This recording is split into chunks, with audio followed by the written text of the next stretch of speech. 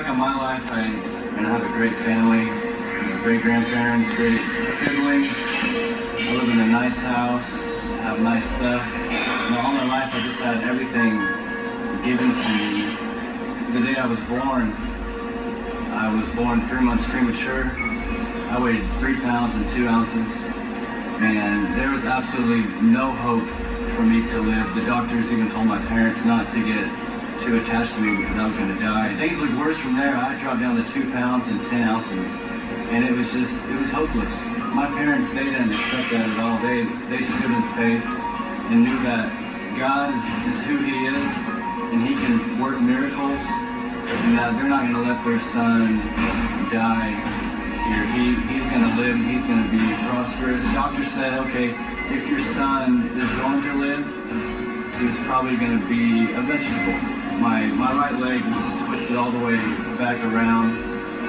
The cartilage in my ears and my nose, there was no sign of it. So it's funny when I see pictures, I see all those tubes. It's like it never even existed, because since the day I got out of the hospital, there was no signs of deformity, no signs of anything. So pretty much my birth was a miracle that I was able to be who I am today. Childhood was normal. High school was normal. Never really got involved in anything too horrible.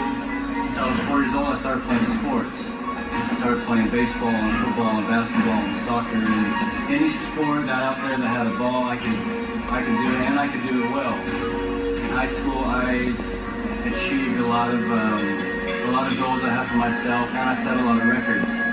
I played varsity quarterback all 4 years of high school. I played varsity baseball all 4 years of high school. I played a little basketball and a little soccer.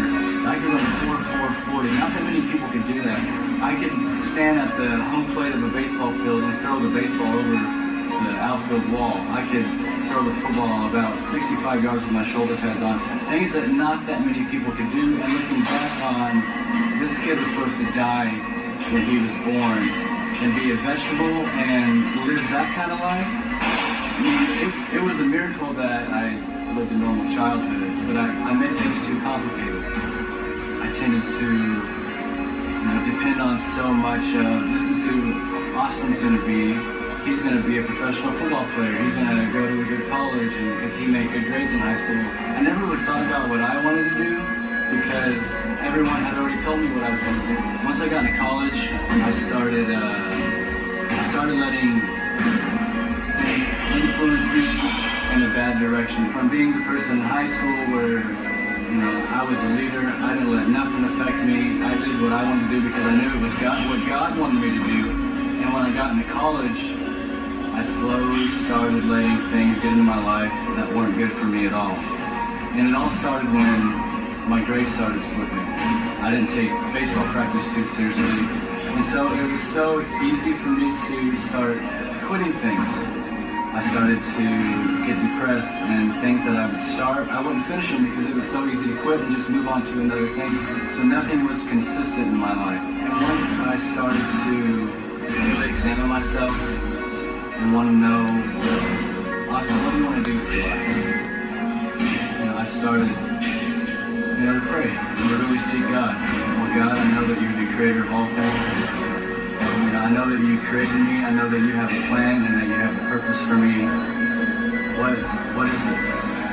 I wanted to start doing something and not quit it. I wanted to be determined to set goals for myself and not back down on them no matter how hard they got. As I heard a preacher man once said, if you want to reach things in life, don't quit until you get to the place where God is. Because where God is, we have prosperity.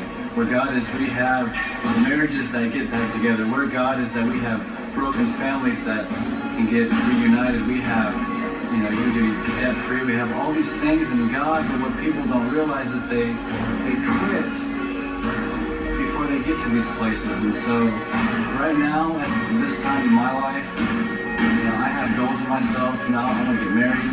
I want to have kids. I want to be successful.